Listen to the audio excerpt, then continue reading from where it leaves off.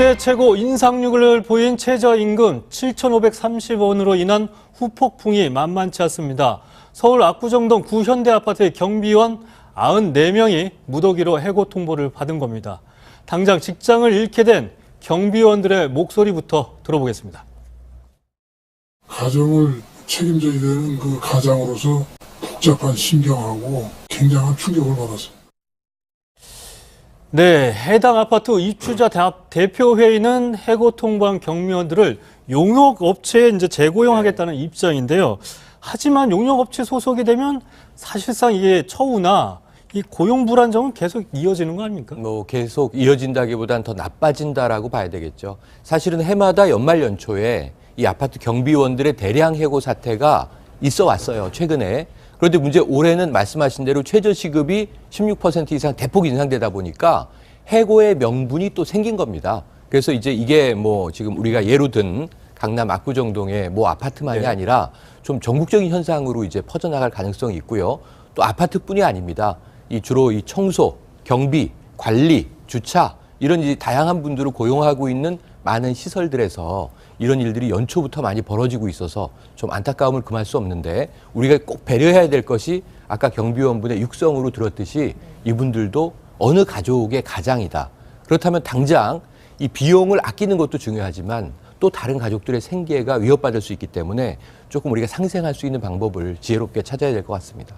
네, 사실 일부 아파트 경비원들 같은 경우에는 경비 업무만 하는 게 아니라 주민의 차를 대리 주차까지 해준다고 해요. 이 밥 먹다가 잠자다가도 막 뛰어나와서 주차를 해줘야 된다는 건데요. 이 목소리 먼저 한번 들어보겠습니다. 여기는 운전면허증이 없으면 경비 취직을 못해. 여기는 마용지가 한 100대씩 만져가지고 뺐다 박았다 그러거든. 여기는 경비 업무가 주 업무가 아니고 주차가 주 업무라니까. 네, 이렇게 열심히 일하신 분들이요, 진짜 하루아침에 직장을 잃게 되는 거예요. 다른 아파트에서도 이런 일들이 사실 일어날까요?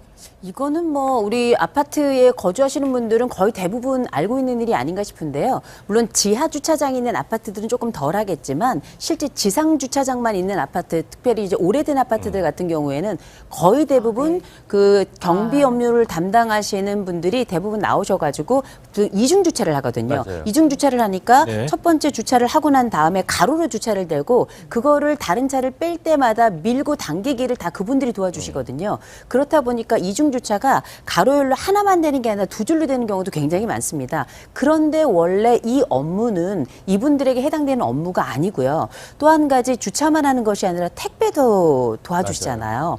거의 대부분 당연히 그분들이 하신다고 생각하지만 원래 경비 업무에는 이 부분은 포함되어 있지 않은 건데 당연히 이 부분까지 포함돼서 하고 있고 심지어는 아예 발렛 주차를 하는 식으로 차 키를 아예 맡기면 이분들이 의무적으로 하는 방식으로 아예 거의 정례화되어 있는 것 같은 그런 분위기의 아파트들도 지금 사실 굉장히 많은 게 사실. 근데 저러면서 또 이렇게 아파트 일부 주민들한테 항의도 막 받고 그런 일들이 많이 있었잖아요. 그렇죠. 그 전에 저희가 왜 아파트와 관련해서 우리 경비실에 에어컨을 두느냐 마느냐 이런 얘기로 굉장히 한번 시끄러웠던 적이 있었는데 그러면서 이제 주민들이 나서가지고 함께한 경우도 있었지만 상대적으로 이런 그 주차를 왜 당연히 해야 되는 건 하지 않느냐 이런 방식으로 주민들 중에 일부가 다 그랬던 건 아니고요. 아파트에서는 이 부분에 대해서 경비원들을 두고 아예 손가락질을 한다든지 찾아가가지고 소리를 지른다든지 당연히 해야 될 업무인데 왜 하지 않는다든지 혹은 이것과 관련해서 이걸 하지 않으면 당신을 자르겠다 이런 협박까지 한 사건도 있었기 때문에 사실은 당연히 해야 될 것이 아니라 이분들이 하지 않아야 될 부분까지 맡고 있었는데 이걸 당연하다고 생각한다는 건 인식의 문제도 굉장히 큰 것 같습니다. 업무 경계가 조금 넘어가면 이게 갑질로 간혹 보도되던 일들이 되는 거예요. 예를 들면 좀 올라와 보시오에서 올라갔더니 쓰레기 폐기물 버려달라고 요청을 한다든가 또는 이제 먹다 남은 음식인데 웬만하면 감사함으로 이제 받아 먹을 수 있지만 이게 상한 음식 같은 것을 먹으라고 던진다든가 이런 일들이 보도돼서 이 갑질 아니냐. 그런데 또 저분들의 이 어떤 그 업무 환경이 화장실을 휴게실 겸 라면을 끓여 드시는 공간으로 활용하고 하니까 이건 인권의 문제 아닌가 할 정도까지 좁은 곳에서 일을 하시잖아요. 네. 그런데 이제 용역 업체로 이게 나간다 하면 용역이라 하면 이게 또 규정이라는 게 있잖아요. 업무 규정. 주차는 주민 스스로 하는 것이고 우리는 경비만 한다든가 이런 마찰은 더 커지지 않겠나는 생각이 들어서 조금 서로 함께 더불어 살 수 있는 이 지혜가 필요한데 안타까운 게 이번에도 강남의 부촌의 비싼 아파트에서 전원 해고 네. 그런데 조금 서민 지역에서는요, 주민들이 투표를 해서 예. 자, 이게 해고는 좀 너무 심하지 않느냐. 네. 우리가 관리비를 더 부담하겠다.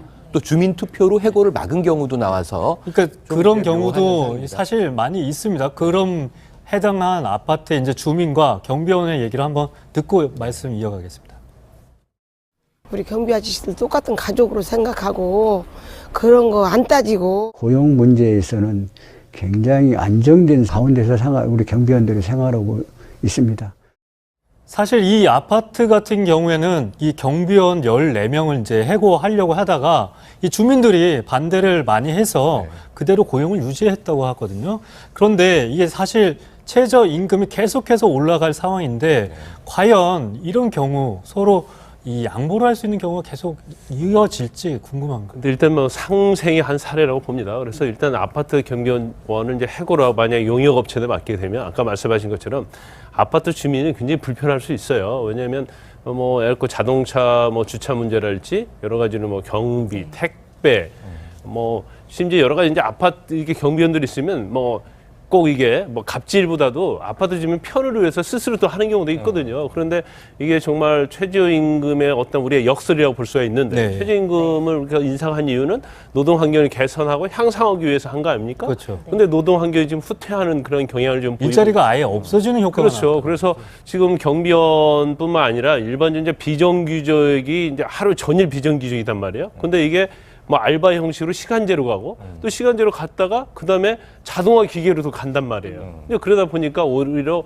노동 환경이 좀 후퇴하는 그런 방향으로 갔지 않나 이제 우려가 있는데 이제 아까 말씀하신 것처럼 이제 상생을 하면 굉장히 좋아요. 그런데 이게 사실은 어떤 최저임금의 어떤 문제 있을 뿐만 아니라 최근에 대법원 판례 중에 어떤 게 있냐면 그 휴게 시간 자체에도 사용자가 실질적으로 지휘, 감독, 관리하에 있으면 이걸 근무 시간을 쳐줘야 한다. 이런 대법원 판례가 생겼어요. 그러니까 물론 경비원 하시는 분들의 입장에서 보면 굉장히 좋은 판례입니다. 왜냐하면 보통 0시에서 4시까지 뭐 수면이나 휴게 시간을 갖는데 그 시간도 계속 뭐 주차를 뭐 해달라랄지 뭐 일을 시킨단 말이에요. 그럼 근무 시간이지 않습니까? 예. 그래서 사실은 임금은 더 많이 받을 수 있는데 오히려 이것이 사실은 부담이 돼서 결국 해고를 하는 이제 그런 방향으로 가기 때문에 제가 볼 때는 이제 최저임금을 뭐 항상 동결할 수는 없어요. 그러면 인상을 하는데 과연 이걸 어떻게 좋아할 것인가. 그리고 초기 단계이기 때문에 지금 이런 현상이 일어나는데 이제 가면서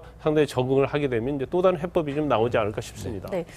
교수님, 대학가도 요즘에 최저임금 때문에 엄청 시끄럽다고 하던데요.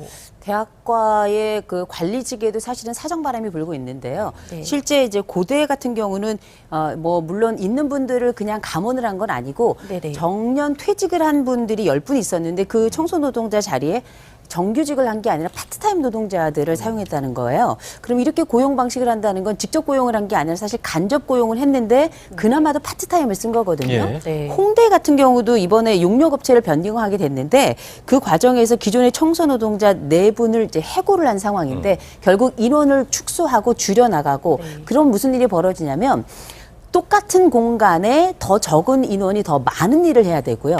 그런 상황에서 사실상 학교의 관리는 더 소홀해진다고 이렇게 봐야 될 것 같은데 이 직접 고용이 가지고 있는 어려움이 있지만 대신에 이 간접 고용을 하는 것이 물론 효율 면에서 좋을 수는 있겠으나 여기에는 중요하게 인권의 문제와 생존의 문제가 함께 지금 남아있는 거거든요. 네. 이런 부분들을 우리가 지금 그 최저임금이 가지고 있는 장점이 있고 장기적으로 이게 적응하는 과정이 필요하긴 하겠지만 보완책도 원래 최저임금 정책과 함께 나왔어야 되는 거예요. 네. 이 부분이 조금 많이 아쉽다고 봐야죠. 네, 이게 뭐 편의점에 같은 경우에는 아르바이트생을 이제 해고를 하고 점주가 직접 이제 근무를 하는 경우가 생기고요. 또 24시간 음식점의 경우에는 이 영업을 안 하는 것도 늘고 있다고 네네. 하거든요. 이런 최저임금 때문에. 그런데 더 문제인 건 뭐냐면 연초부터 이런 최저임금이 인상이 되면서 서민 물가에도 영향을 주고 있다고 하는데 실질적으로 인상 사례를 보면 이 왕갈비 식당, 이제 왕갈비죠. 미국산 갈비 메뉴를 보면 최고 17%까지 올랐고요.